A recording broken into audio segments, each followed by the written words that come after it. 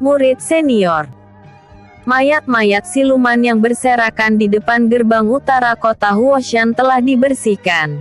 Tetapi karena jumlah mayat siluman yang terlalu banyak, Paviliun Sanghui malah memanfaatkan momen ini untuk menurunkan harga beli. Padahal mereka masih bisa mengirim mayat-mayat siluman ini pada Paviliun Sanghui cabang kota lainnya. Fang Yuan sendiri tidak menyerahkan mayat siluman yang ia kumpulkan. Karena itu dapat menimbulkan rasa cemburu dari klan lain. Sebab ia telah menyimpan siluman-siluman dengan basis kultivasi tinggi. Diaken Fan Bao menghampiri Patriark Xiaoyan yang sedang terbaring di ranjang. Karena ia mengalami luka berat saat pertarungan tadi. Ada apa Diaken Fan? Begitu Diaken Fan Bao masuk, Patriark Xiaoyan langsung bertanya. Padahal sebenarnya ia sudah tahu maksud kedatangannya. Xiao Yue dan Fang Yuan sudah terlalu lama liburan. Sehingga aku takut mereka akan mendapatkan sanksi dari Aula Hukum, Akademi Kekaisaran. Diaken Fan Bao takut Xiao Yue menunda kepulangannya lagi. Karena sebelumnya ia tidak mau kembali ke Akademi Kekaisaran karena ingin merawat Fang Yuan. Takutnya Xiao Yue mengatakan alasan yang sama lagi untuk merawat ayahnya. Patriark Xiaoyan tersenyum dan berkata, Diaken Fan jangan khawatir. Kalian boleh pergi hari ini dan tenang saja. Dia tak akan menolak lagi, karena aku telah bicara padanya. Diaken Fan Bao merasa lega mendengar jawaban Patriark Xiaoyan dan ia segera menuju halaman klan Xiao. Ternyata Fang Yuan dan Xiao Yue telah menunggunya di sana. Aku menyangka kalian akan berkeliaran lagi. Canda Diaken Fan Bao sembari meniup peluit memanggil siluman elang yang akan membawa mereka ke kota Tianwu. Mana mungkin murid teladan seperti kami melakukan hal seperti itu? Sahut Fang Yuan sembari menangkupkan tinju untuk menunjukkan rasa hormat pada Zhou Ruyan dan para penatua klan Xiao yang melambaikan tangan pada mereka. Diaken Fan Bao mengerutkan keningnya mendengar ucapan Fang Yuan dan ingin menghukumnya. Tetapi kini Fang Yuan bukan lagi di bawah bimbingannya, sehingga ia hanya bisa mengutuknya saja. Siluman elang yang mereka tunggangi langsung terbang dengan kecepatan tinggi dan menjelang sore, mereka telah mendarat di puncak ketiga Gunung Persik, Akademi Kekaisaran. Kalian telah menjadi murid senior. Maka pergilah ke bagian administrasi untuk menaikkan status kalian, agar bisa memasuki puncak keempat Gunung Persik. Mengenai informasi murid senior, kalian bisa bertanya pada Diaken yang bertugas di bagian administrasi tersebut. Seru Diaken Fan Bao begitu sampai di puncak ketiga. Fang Yuan dan Xiao Yue menangkupkan tinju untuk menunjukkan rasa hormat pada Diaken Fan Bao. Terima kasih Diaken Fan atas informasinya dan bimbingan Anda selama ini. Sudahlah pergi sana. Diaken Fan Bao melambaikan tangan. Karena sebenarnya ia sangat senang melihat pencapaian yang dilakukan oleh Fang Yuan dan Xiao Yue. Padahal keduanya baru memasuki Akademi Kekaisaran dan belum genap setahun. Tetapi mereka mampu menaikkan basis kultivasi dengan cepat. Awal Fang Yuan masuk Akademi Kekaisaran, tingkat kultivasinya masih ranah penempaan tubuh tahap Huang saja. Tetapi dalam waktu singkat ia melewati ranah penempaan tubuh tahap Xuan, ranah penempaan tubuh tahap Di, ranah penempaan tubuh Tian dan terakhir tembus ke ranah alam langit. Tak jauh berbeda dengan Fang Yuan, Xiao Yue juga berhasil naik dari ranah penempaan tubuh tahap Di ke ranah penempaan tubuh tahap Tian, berkat pil Duanzu pemberian Fang Yuan. Kemudian ia menerobos ke ranah alam langit setelah pulang dari turnamen Naga Qingyun. Xiao Yue kembali menerobos berkat lotus putih pemberian suaminya itu dan beberapa sumber daya langka dari cincin dimensinya. Xiao Yue menerobos dari ranah alam langit ke ranah alam roh, ranah alam inti jiwa dan ranah alam utusan dewa. Bahkan kekuatan fisik Fang Yuan juga telah meningkat, karena ia telah bisa mengimbangi kekuatan ranah immortal dan menaklukkan ranah Sein dalam duel 1 lawan 1. Padahal saat masih di klan Fang, ia hanya bisa menahan imbang ranah Sein dan kalah saat berhadapan dengan ranah immortal. Bukankah itu Fang Yuan dan Xiao Yue? Sejak kapan keduanya menerobos ke ranah alam? Sungguh bakat yang menentang surga. Aku iri melihat kehebatan mereka. Guan Yu, murid jenius yang juga berasal dari kota Huoshan, langsung terkejut melihat tingkat kultivasi keduanya. Dia menghela nafas dalam-dalam. Ada rasa kecewa dan cemburu pada mereka. Padahal ia dulu selalu dipuji-puji, bahkan sampai ditunangkan dengan Pangeran Wei Liu. Namun, kini semua yang dekat dengannya malah menjauh dan hanya murid-murid dari kota Huoshan sajalah yang tetap memperlakukannya dengan baik. Padahal dulu ia selalu bersikap arogan di hadapan mereka, karena ia merasa level mereka berbeda dengannya dan hanya murid-murid jenius saja yang layak menjadi temannya. Keduanya layak menjadi suami istri, yang satu cantik dan yang pria tampan. Ah, apakah senior Fang masih mencari selir tidak? Ya, aku akan dengan sukarela bersandar di pangkuannya. Bangun woi, kau laki-laki, siapa yang mau padamu? Murid-murid yang sedang berada di puncak ketiga langsung menjadikan Fang Yuan dan Xiao Yue jadi topik pembicaraan. Sehingga Pangeran Wei Liu dan Pangeran Wei An yang baru keluar dari restoran akademi tercengang melihat basis kultivasi keduanya. Sial, aku makin tertinggal dari mereka. Gerutu Pangeran Wei Liu yang ketenarannya telah digantikan oleh keduanya. Karena Fang Yuan berhasil mengalahkan jenius pertama Akademi Kekaisaran Qin dan kini keduanya kembali memberikan kejutan yang membuatnya ingin muntah darah. Xiao Yue berjalan dengan ekspresi wajah dingin dan pandangannya lurus ke depan. Bahkan ia tidak mendengar sapaan dari kedua pangeran. Karena terlalu banyak murid-murid yang berteriak-teriak memanggil namanya dan Fang Yuan. Adik junior. Sapa Fang Yuan sembari melambaikan tangan pada kedua pangeran kekaisaran Wei tersebut. Sehingga dengan senyum masam keduanya langsung menangkupkan tinju untuk menunjukkan rasa hormat padanya. Karena Fang Yuan kini telah menjadi murid senior, bahkan ia belum menginjakkan kaki di pelataran dalam bersama mereka. Setelah melewati kedua pangeran kekaisaran Wei tersebut, Fang Yuan tetap memasang ekspresi senyum hangat pada murid-murid yang menyapanya dan tiba-tiba ia melihat Guan Yu bersama Wu Jingmi, Xiao Sui dan Li Jie di deretan murid-murid yang menyambut kedatangannya dan Xiao Yue. Hai saudari-saudariku. Fang Yuan menghentikan langkahnya. Begitu juga dengan Xiao Yue. Saudari Yuer. Sapa mereka sembari berpelukan. Fang Yuan tersenyum masam dan berkata, padahal aku yang menyapa kalian. Kenapa bukan aku yang dipeluk duluan? Candanya sembari menatap Guan Yu yang tersenyum masam dan tidak ikut memeluk Xiao Yue. Melihat ekspresi wajah Guan Yu, Fang Yuan yakin hubungannya dengan Pangeran Wei Liu sedang merenggang. Karena biasanya ia selalu menempel kemanapun sang pangeran pergi. Ya, itu sebenarnya wajar saja. Karena ia adalah pangeran maka mudah baginya gonta-ganti pasangan. Bahkan mengoleksi selir hingga puluhan atau ratusan. Apakah kamu belum merasakan tanda akan menerobos ke ranah alam langit? Fang Yuan berbasa basi pada Guan Yu. Aku telah mencoba beberapa hari yang lalu, tetapi berakhir gagal. Mungkin beberapa bulan lagi aku akan mencoba lagi, sahut Guan Yu dengan ekspresi wajah sedih.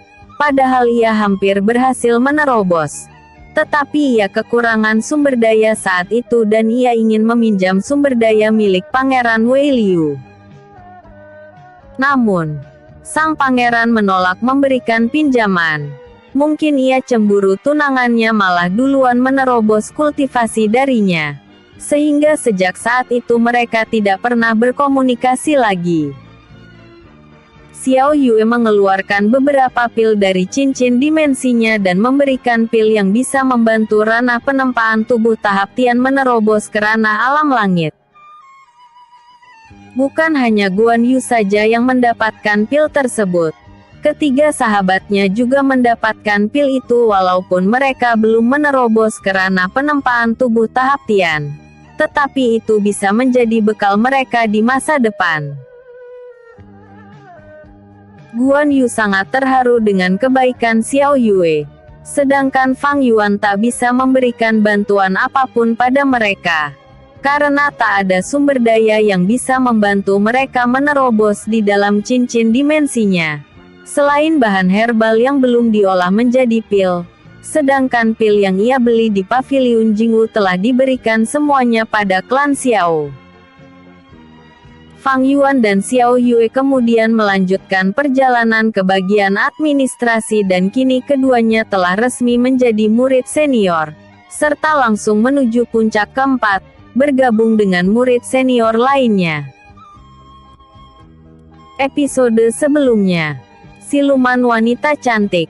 Episode berikutnya, Puncak keempat Gunung Persik. Sepertinya mereka masih berusaha untuk mendapatkan Xiao Yue. Tetapi kami tak menyangka ia bisa menahan serangan ranah immortal. Dia Ken Fan Bao tak menyangka Fang Yuan jauh lebih kuat darinya. Kepala Akademi Kekaisaran tersenyum mendengarnya ucapan Fan Bao. Kaisar Kekaisaran Wei telah secara langsung menghubunginya. Perihal Xiao Yue yang diinginkan oleh entitas kuat dari klan kuno dari benua barat dan meminta secara khusus untuk membawa Xiao Yue pada mereka. Namun, Kepala Akademi Kekaisaran menolak permintaan kaisar tersebut, sehingga ia hanya bisa menggunakan Paviliun Sanghui untuk menekan klan Xiao, agar Xiao Yue melunak, karena tak tahan melihat penderitaan klan Xiao. Tetapi di luar dugaan, menantu klan Xiao, Fang Yuan ternyata sangat pintar dan menemukan solusi dalam mengatasi masalah yang dialami oleh klan Xiao.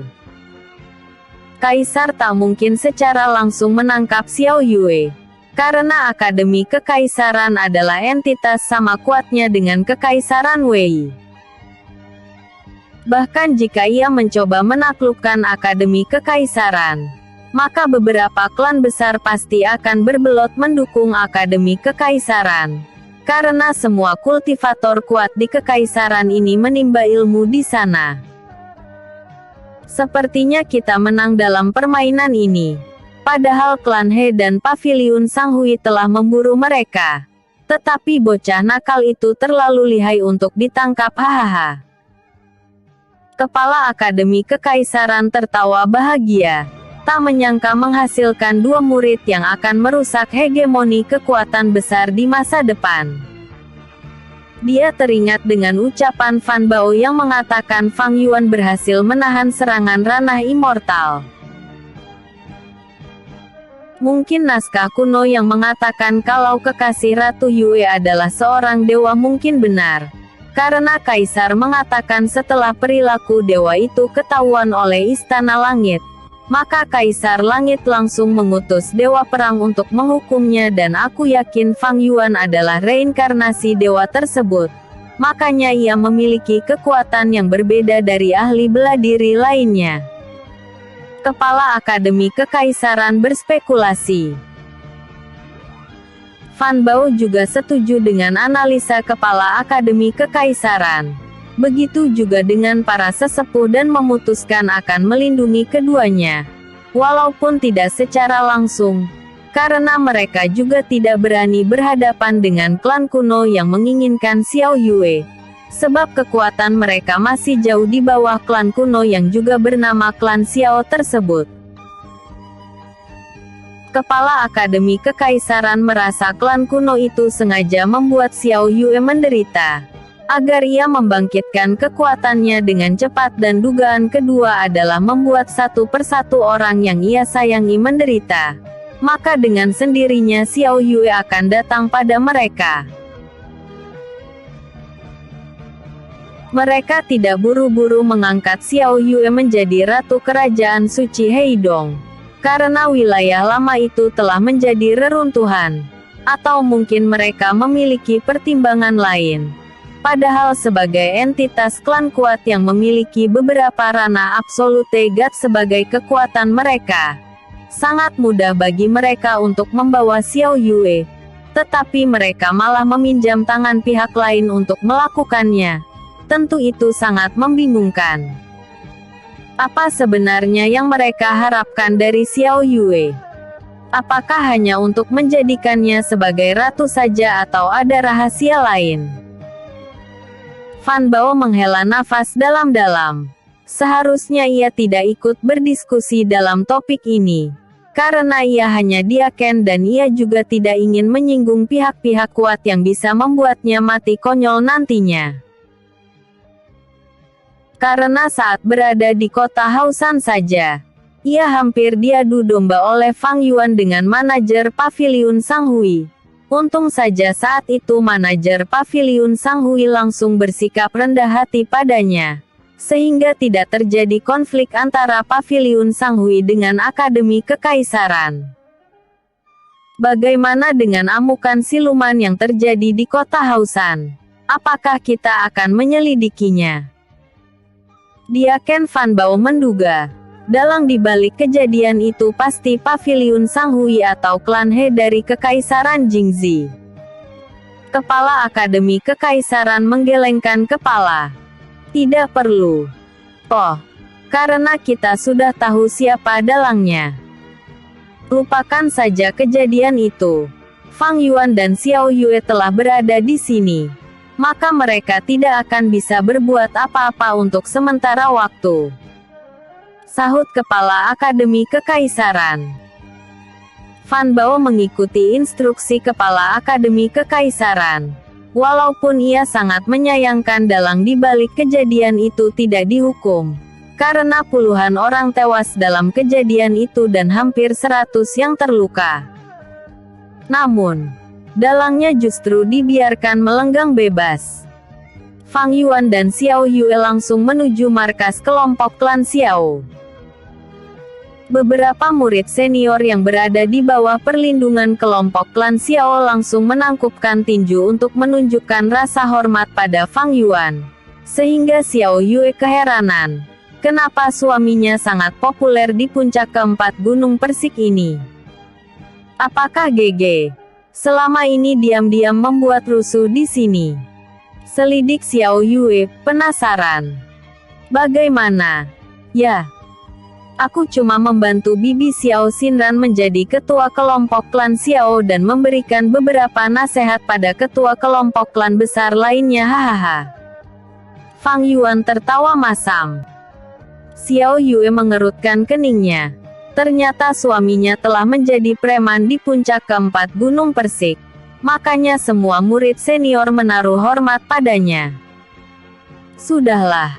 Lupakan saja masalah ketenaran suamimu ini. Lebih baik kita segera berjumpa dengan Bibi Xiao Xinran. Dia pasti terkejut melihat basis kultivasimu yang kini lebih tinggi darinya. Sela Fang Yuan. Mendengar nama bibinya, Xiao Yue langsung bersemangat dan tak sabar ingin berjumpa dengannya. Tak berselang lama, mereka memasuki gua yang dulunya sebenarnya milik kelompok klan Meng. Namun, Fang Yuan mengusir mereka, karena kalah saat bertarung melawannya. Pria besar berdiri di mulut gua dan langsung menangkupkan tinju begitu melihat kedatangan Fang Yuan. Saat ini adalah giliran dirinya yang berjaga di pintu masuk markas kelompok klan Xiao tersebut dan semua mendapatkan giliran. Sehingga tidak ada istilah yang kuat menindas yang lemah.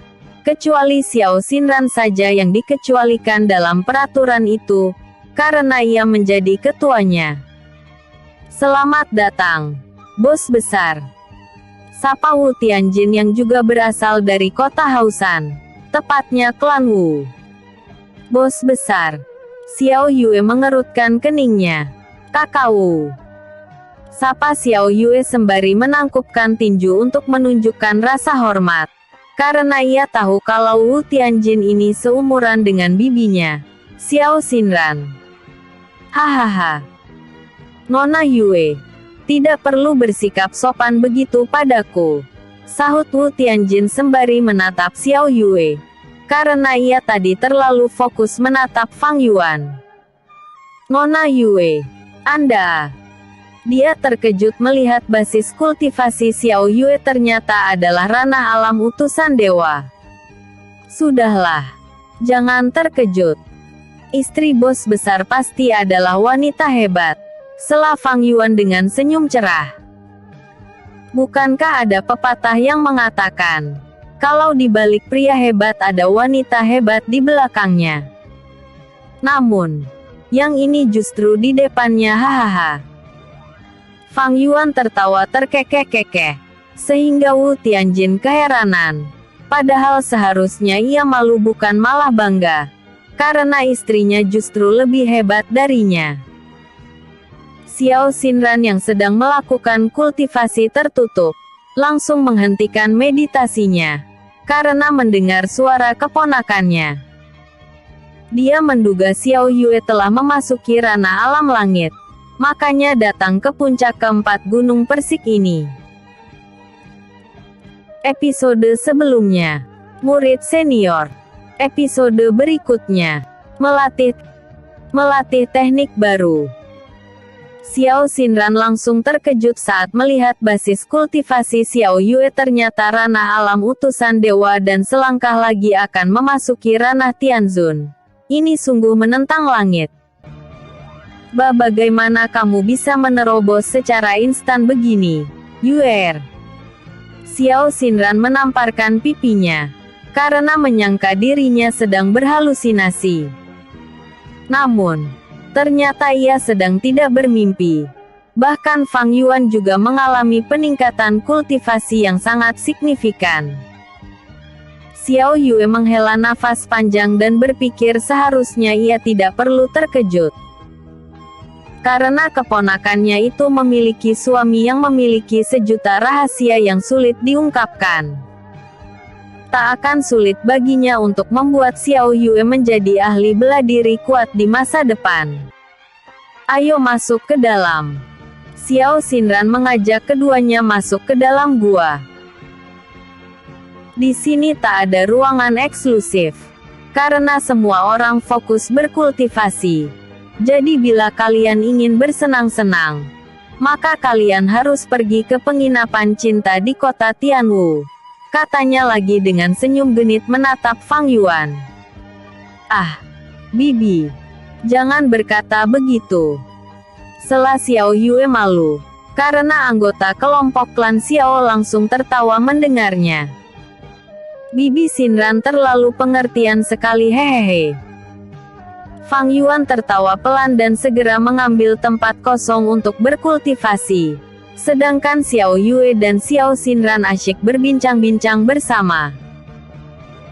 Fang Yuan merasa ia harus segera menaikkan basis kultivasinya secepat mungkin, untuk mengimbangi kecepatan basis kultivasi yang dimiliki oleh Xiao Yue.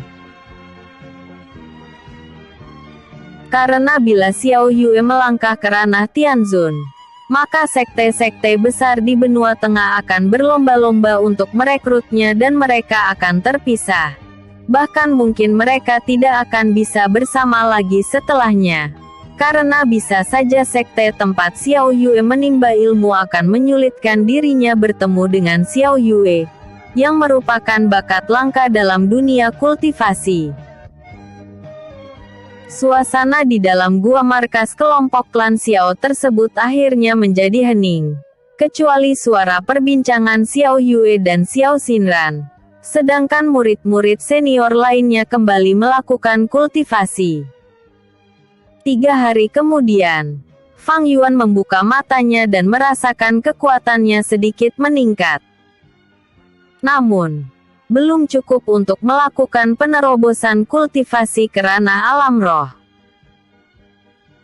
Sepertinya masih butuh waktu untuk melakukan penerobosan kultivasi, gumam Fang Yuan sembari menatap sekelilingnya dan melihat Xiao Yue ternyata sedang duduk bersila di sebelahnya. Begitu juga dengan Xiao Xinran. Aku akan keluar gua untuk mencoba menggunakan teknik dari gulangan bela diri yang kudapatkan dari pemimpin kultus Xiangshu. Pikirnya lagi sembari berjalan keluar gua markas kelompok klan Xiao tersebut. Bos, sapa murid senior yang tidak dikenali oleh Fang Yuan. Tetapi ia mengenakan pin klan Xiao di dadanya, yang menandakan ia adalah anggota kelompok klan Xiao yang sedang mendapatkan giliran jaga setelah menggantikan Wu Tianjin. Anda mau kemana, bos? Apakah perlu meminta seseorang untuk menemanimu? Tanyanya lagi. Tidak perlu.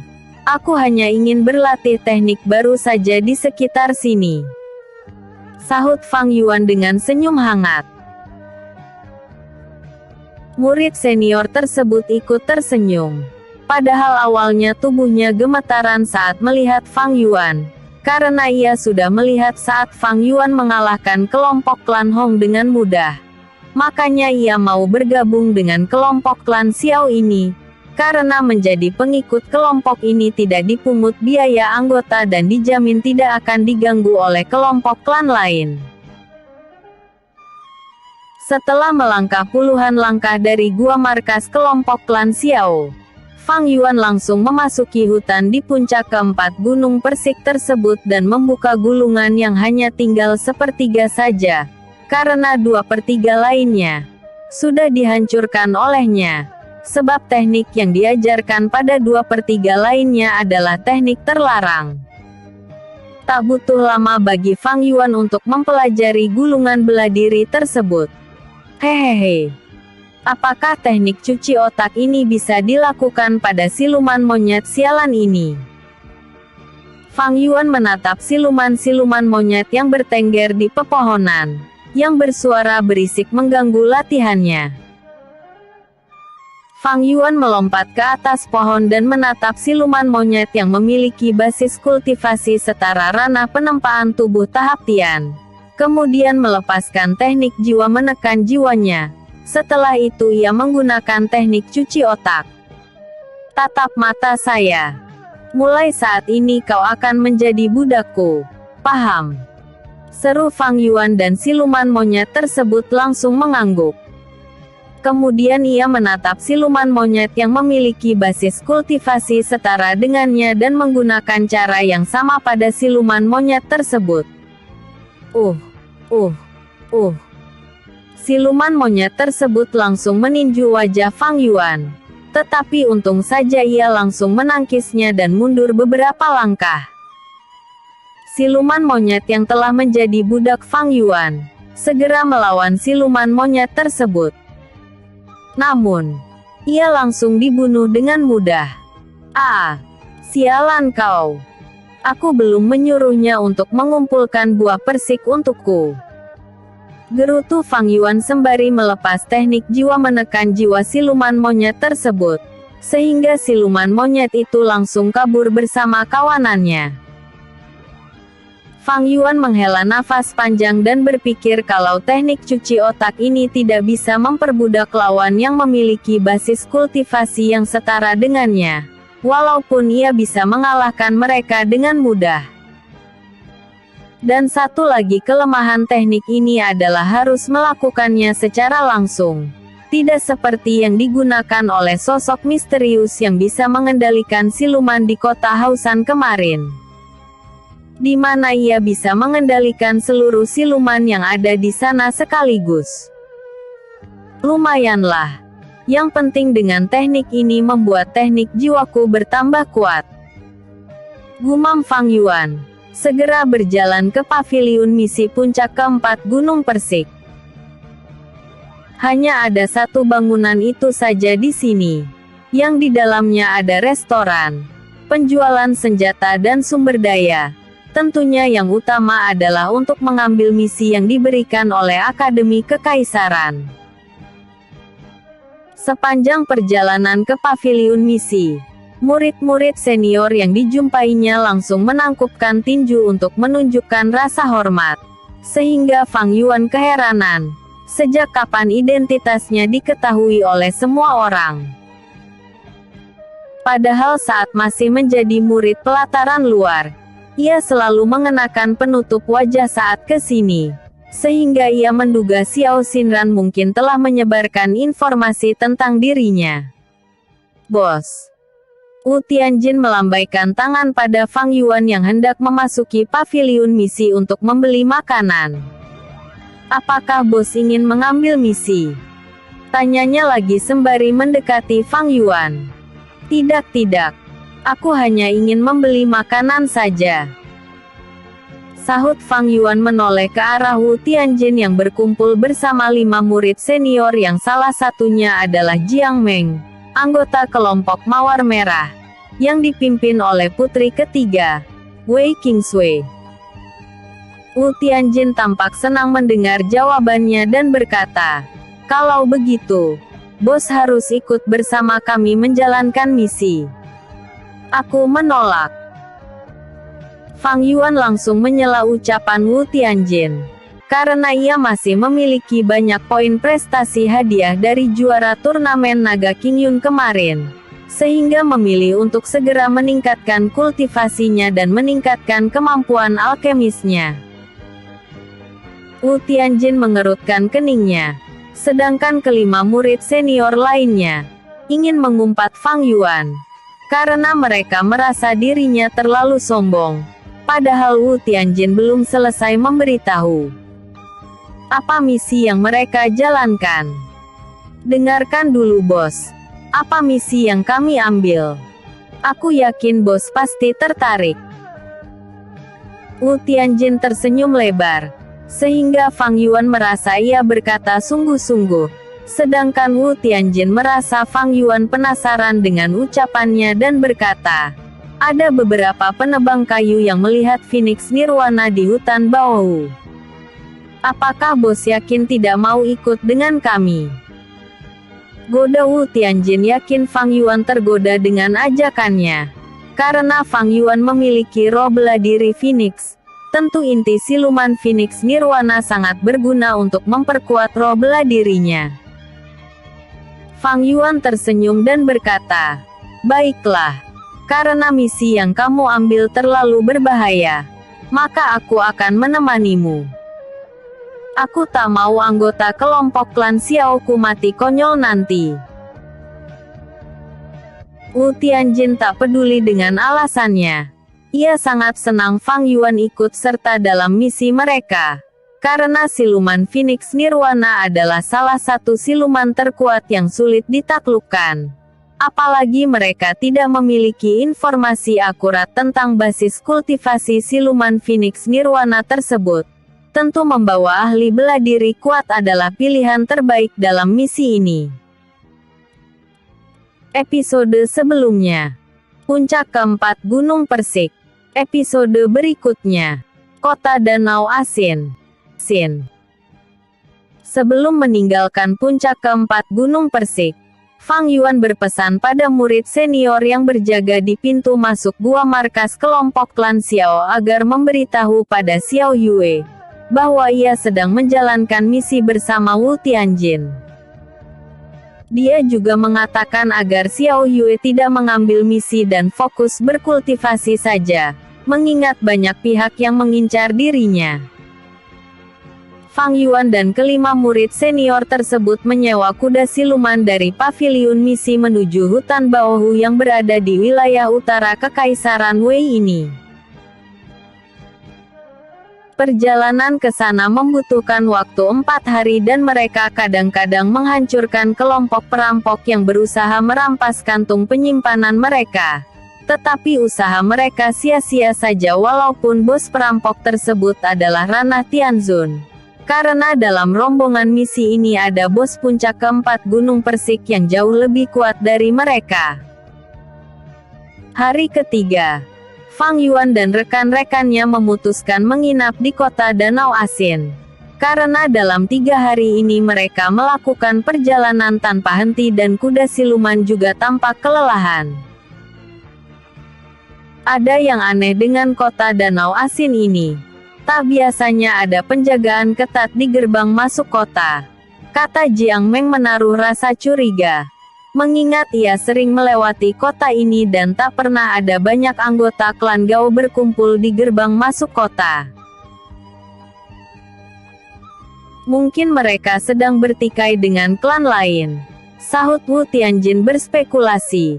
Mengingat kekaisaran tidak akan turut campur dalam konflik antar klan, malah mereka sebenarnya sengaja membiarkannya, agar klan Wei tetap menjadi klan bangsawan satu-satunya di Kekaisaran Wei ini. Karena pertikaian antar klan akan memperlemah kekuatan klan yang sedang bertikai. Fang Yuan langsung teringat dengan Gao Ning, nona muda klan Gao yang mencibir dirinya saat mengatakan mampu mengalahkan siluman ikan ketika dia Ken Fan Bao dan dirinya mengambil misi ke kota Danau Asin ini. Sebagai murid Akademi Kekaisaran, mereka langsung menerobos antrian. Padahal yang lain harus diperiksa secara ketat saat ingin memasuki kota Danau Asin. Hei, nak, kalian tidak memiliki tata krama, ya? Pria sepuh dengan basis kultivasi ranah alam roh mencegat rombongan Fang Yuan. Cao Jian, murid senior yang berasal dari klan besar di wilayah selatan langsung mendorong tubuh pria sepuh tersebut. Kau. Pria sepuh tersebut sangat marah. Tetapi ia tidak berani melawan Cao Jian. Karena Cao Jian memiliki basis kultivasi ranah utusan dewa. Begitu juga dengan 4 orang lainnya. Kecuali Wu Tianjin yang memiliki basis kultivasi ranah alam roh dan Fang Yuan yang memiliki basis kultivasi ranah alam langit. Tentu melawan mereka sama saja memancing kematian saja, hanya Patriark Gaohan saja yang bisa mengatasi mereka. Apa matamu, kata Rakpa tua? Cao Jian berkata dengan seringai tipis di sudut bibirnya. Kalau saja tidak ada Fang Yuan dan Jiang Meng dalam misi ini, maka ia sudah membunuh pria sepuh di hadapannya tersebut. Lihat dengan jelas jubah kemegahan ini, katanya lagi sembari berjalan melewati pria sepuh tersebut. Fang Yuan hanya tersenyum masam sembari menepuk pundak pria sepuh tersebut dan melewatinya. Cih, kenapa tidak bicara baik-baik saja, sih? Jiang Meng memarahi Cao Jian. Karena di dalam kelompok Mawar Merah, putri ketiga selalu menekankan agar tidak menindas yang lemah dan menjunjung tinggi keadilan. Aku sudah bicara baik-baik kok. Buktinya dia masih hidup. Jiang Meng menjawab sembari menggerutu. Pria sepuh tersebut hanya bisa memandangi punggung murid-murid Akademi Kekaisaran Wei itu dan ia tidak menyangka telah menyinggung monster. Untung saja mereka hanya memarahinya saja dan tidak membunuhnya. Karena semua orang tahu kalau identitas Akademi Kekaisaran sejajar dengan Kekaisaran Wei. Senior, anggota klan Gao menghampirinya. Apakah Anda tidak apa-apa? Sial, mereka arogan sekali. Dia mengutuk kelompok murid Akademi Kekaisaran tersebut. Pria sepuh tersebut menyeka keringat dingin yang membasahi wajahnya. Jantungnya hampir berhenti berdetak saat mengetahui identitas asli mereka. Karena ia tidak memperhatikan jubah yang mereka kenakan. Mengingat antrian di gerbang masuk sangat panjang sekali. Sehingga ia sangat marah melihat ada menerobos antrian tersebut. Aku baik-baik saja dan kalian jangan menyinggung mereka. Sahut pria sepuh tersebut mengingatkan anggota klan Gao yang berjaga di gerbang masuk kota Danau Asin itu, agar mereka tidak bernasib sama dengannya. Apalagi tadi Cao Jian telah memberikan peringatan pertama pada mereka, sehingga tak akan ada peringatan kedua lagi. Rombongan Fang Yuan kemudian memutuskan menginap di penginapan mewah yang menghadap langsung ke Danau Asin. Salah satu anggota klan Gao yang sedang berada di dekat penginapan mengenali wajah Fang Yuan dan ia sangat terkejut melihat basis kultivasinya. Karena saat berkunjung ke sini beberapa bulan yang lalu, Fang Yuan masih di ranah penempaan tubuh tahap Xuan, tetapi kini sudah menembus ranah alam langit. Dia kemudian memutuskan memberitahukan hal ini pada Gao Ning. Sedangkan Fang Yuan tidak memperhatikan dirinya, karena ia asyik mendengarkan pertengkaran Jiang Meng dan Cao Jian yang masih berlangsung sejak dari gerbang kota hingga memasuki halaman penginapan. Mereka memesan 3 kamar. Fang Yuan 1 kamar dengan Wu Tianjin, sedangkan Jiang Meng 1 kamar dengan Wei Siki, murid wanita dari klan Wei, dan Cao Jian 1 kamar dengan murid dari klan kecil bernama Song Ya.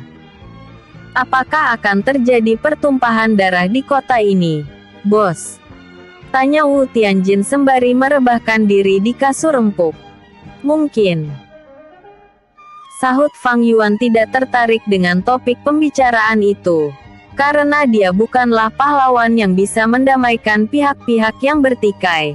Lagi pula ia sudah memiliki terlalu banyak musuh, sehingga tidak mau menambah koleksi lawan yang ingin melenyapkan dirinya lagi.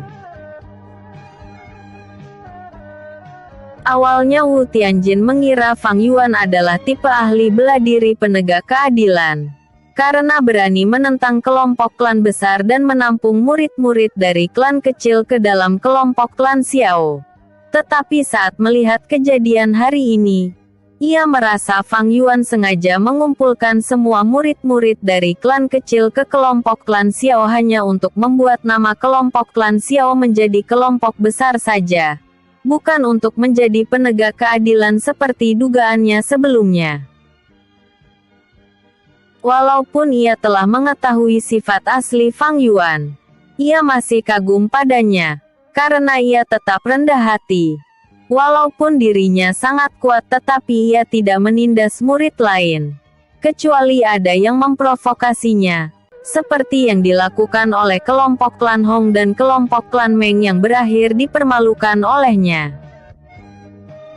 Fang Yuan duduk bersila melakukan kultivasi untuk melatih gerakan ketiga dari jurus pedang meteor, karena ia sudah di ranah alam langit. Sebab sebelumnya ia kesulitan memahami gerakan ketiga jurus pedang meteor ini. Di kediaman klan Gao, murid klan Gao memberitahu pada Gao Ning bahwa ada murid-murid Akademi Kekaisaran yang sedang menginap di pinggiran Danau Asin dan salah satu murid tersebut adalah murid yang berhasil membunuh siluman ikan. Fang Yuan. Gao Ning teringat kejadian konyol saat murid mesum itu tiba-tiba muncul dari dalam Danau Asin dan mengatakan hal yang memalukan. Iya, dia Nona Ning. Tetapi sekarang ia sudah di ranah alam langit.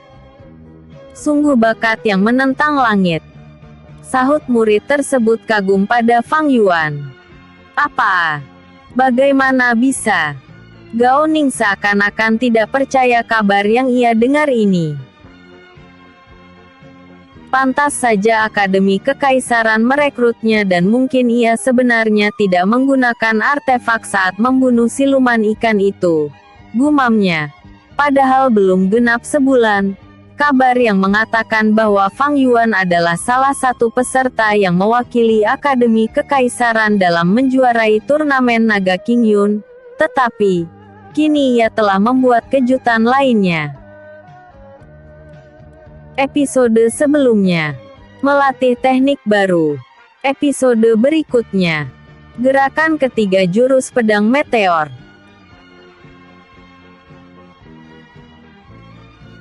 Gerakan ketiga jurus pedang meteor. Fang Yuan akhirnya memahami gerakan ketiga jurus pedang meteor, di mana jurus pedang ini akan mengkonsumsi ki dalam jumlah besar dan hanya bisa digunakan satu kali dalam satu hari untuk basis kultivasinya saat ini. Penyebab gerakan ketiga jurus pedang meteor ini mengkonsumsi ki dalam jumlah besar adalah karena saat pedang diayunkan, maka saat itu meteorit juga akan jatuh dari langit dan menghantam musuh. Makin tinggi basis kultivasi pengguna jurus pedang ini, maka makin besar pula meteorit yang ditariknya. Jurus pedang ini terlalu hebat, hehehe. Aku yakin, musuh setingkat lebih tinggi basis kultivasinya dariku tetap tidak akan mampu menghindari serangan jurus pedang ini. Fang Yuan sangat puas dengan hasil latihannya kali ini. Fang Yuan kemudian membuka matanya dan mendengar suara pelayan yang ribut-ribut dengan seorang wanita. "Ada apa di sana, Paman Wu?" Fang Yuan bertanya pada Wu Tianjin yang membuka pintu kamar, karena ia juga penasaran kenapa ada keributan di luar kamar mereka. Pelayanan penginapan ingin menangis, karena nona muda dari klan Gao memaksakan diri ingin berjumpa dengan tamu dari Akademi Kekaisaran yang mengatakan jangan membiarkan siapapun mengganggu mereka. Di lain sisi nona muda dari klan Gao ini adalah putri penguasa kota Danau Asin, sehingga ia menjadi serba salah dalam situasi ini. "Ada wanita cantik yang ingin berjumpa denganmu, bos," sahut Wu Tianjin. Tak menyangka Fang Yuan ternyata sangat populer di wilayah utara ini, padahal mereka berasal dari wilayah timur Kekaisaran Wei. Fang Yuan mengenali suara wanita tersebut dan berkata, "Biarkan dia masuk. Dia adalah temanku, nona muda Gao Ning." "Teman?" Wu Tianjin langsung menduga bahwa Fang Yuan telah pernah ke kota Danau Asin ini. Makanya ekspresinya wajahnya tampak biasa-biasa saja saat memasuki kota ini. Gao Ning langsung menyelinap masuk tanpa menunggu ajakan dari Wu Tianjin, sehingga ia terkejut melihatnya dan berpikir gadis ini mungkin sedang membutuhkan bantuan dari Fang Yuan. Dia kemudian teringat kalau pengamanan kota Danau Asin sepertinya sedang diperketat, yang kemungkinan besar akan terjadi perang antar klan. "Tuan muda Fang, tolong kami," Gao Ning berkata tanpa menyapanya lebih dulu. Fang Yuan tersenyum masam, karena tiba-tiba diminta tolong dan Gao Ning langsung memegang kedua tangannya, sehingga membuat Fang Yuan makin canggung. Untung saja Xiao Yue tidak ikut dalam misi ini. Karena bila dia ikut maka akan terjadi kesalahpahaman yang mengakibatkan perang seperti di legenda pendekar pedang. Si Yuan. Setelah mendapat laporan kalau Fang Yuan dari Akademi Kekaisaran menginap di penginapan ini, Gao Ning langsung berpikir Fang Yuan mungkin bisa mencegah perang antara klan Gao dengan klan Jin. Karena dia menduga Fang Yuan berasal dari klan besar, sehingga ia bisa menekan patriark klan Jin. Klan Jin sendiri memiliki 5 murid yang menjadi murid senior di Akademi Kekaisaran. Sedangkan klan Gao hanya memiliki 3 murid saja dan mereka saat ini sedang menjalankan misi, sehingga tidak bisa kembali ke kota Danau Asin. Belum lagi mereka tidak memiliki pengaruh besar di puncak keempat Gunung Persik. Butuh 3 batang dupa bagi Gao Ning untuk membuat keputusan dan ia juga telah meminta saran pada beberapa penatua. Apa yang harus ia lakukan saat bernegosiasi dengan Fang Yuan? Namun, ia tidak meminta saran pada ayahnya, karena sebenarnya sumber perselisihan antara klan Gao dengan dirinya adalah karena Gao Ning menolak lamaran pernikahan dari tuan muda klan Jin yang memiliki dantian cacat dan tidak bisa berkultivasi. Sehingga bila ia menerima lamaran pernikahan itu, maka sama saja ia menyia-nyiakan bakatnya yang termasuk seniman bela diri paling berbakat di kota Danau Asin. Coba tenangkan dirimu dulu Nona Muda Gao dan jelaskan apa permasalahannya. Mana tahu aku mungkin bisa membantu. Fang Yuan menenangkan hati Gao Ning yang telah menitikkan air mata. Wu Tianjin menutup pintu kamar karena tidak ingin ada yang menguping pembicaraan mereka dan ia memilih bersandar di pojokan memperhatikan Fang Yuan dan Gao Ning. Gao Ning kemudian menceritakan tentang apa yang sedang terjadi di kota Danau Asin dan Patriark klan Jin telah mengundang pendekar pengembara Rana Sein untuk membantu klannya dalam menaklukkan klan Gao. Rana Sein. Ya. Fang Yuan berpikir sejenak. Karena ia sebenarnya mudah saja mengalahkan pendekar tersebut. Namun, rekan-rekannya akan mengetahui kekuatan yang sebenarnya dan itu akan membuatnya terkenal. Padahal ia mau kehidupan yang tenang. Makanya ia tidak mau mengekspos kekuatannya yang sebenarnya selama ini. Kecuali dalam keadaan darurat. Kami telah mengontak beberapa klan besar. Tetapi mereka juga mau aku sebagai imbalannya. Padahal klan Gao ingin aku menjadi matriark selanjutnya. Sehingga negosiasi berjalan buntu. Sementara pendekar yang diundang oleh klan Jin telah datang ke kediaman mereka beberapa hari yang lalu. Gao Ning berkata sembari menyeka air matanya. Matriark adalah pemimpin wanita sama dengan patriark. Mungkin kita bisa meminta bantuan saudari Wei Siki atau saudari Jiang Meng untuk menekan klan Jin, bos. Wu Tianjin merasa terharu mendengar cerita Gao Ning. Jangan, sahut Fang Yuan.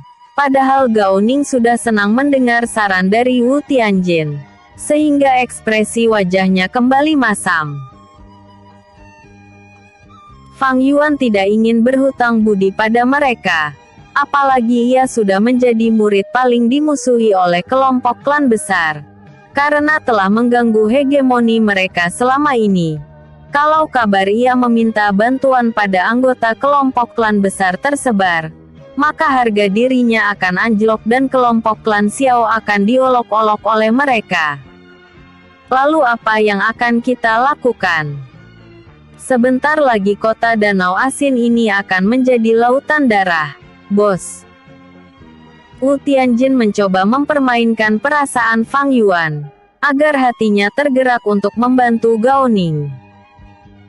Setelah berpikir cukup lama, Fang Yuan kemudian menatap Gao Ning dan berkata, seberapa jauh klan Jin dari sini?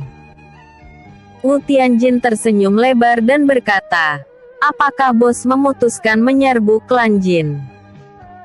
Ini adalah momen yang ditunggu-tunggu oleh Wu Tianjin. Ia sudah tak sabar mengayunkan kapak besarnya. Fang Yuan mengerutkan keningnya mendengar ucapan Wu Tianjin. Siapa yang mau bertarung? Aku hanya ingin bertatap muka saja dengan patriark klan Jin dan ingin menjamin keamanan murid-murid klan mereka di Akademi Kekaisaran. Sela Fang Yuan. Bos, memang hebat. Berarti dia ingin mengancam patriark klan Jin dengan cara akan menghajar semua murid-murid klan Jin bila tidak mau menuruti keinginannya. Gumam Wu Tianjin makin kagum dengan sosok tampan di hadapannya itu. Sedangkan Fang Yuan keheranan melihat ekspresi wajah Wu Tianjin yang senyum-senyum menatapnya. Klan Jin berada 5 mil dari kota Danau Asin, sahut Gao Ning. Tapi apakah tidak berbahaya bila Tuan Muda Fang ke sana? Gao Ning takut klan Jin justru membunuhnya dan masalah yang akan dihadapi klan Gao makin parah. Karena akan mendapatkan tuntutan dari Akademi Kekaisaran karena melibatkan dirinya dengan konflik klan Gao dan tuntutan dari klan Fang juga. Fang Yuan tersenyum. Apakah Nona Muda Gao tidak yakin padaku? Tentu saja aku yakin, sahut Gao Ning. Namun, aku akan ikut dengan Tuan Muda Fang ke sana. Gao Ning berencana akan menyerahkan diri pada klan Jin bila mereka hendak melukai Fang Yuan. Karena ia yakin klan Jin akan menyuruh kelima murid klan Jin yang menjadi murid senior di Akademi Kekaisaran untuk berurusan dengan Fang Yuan.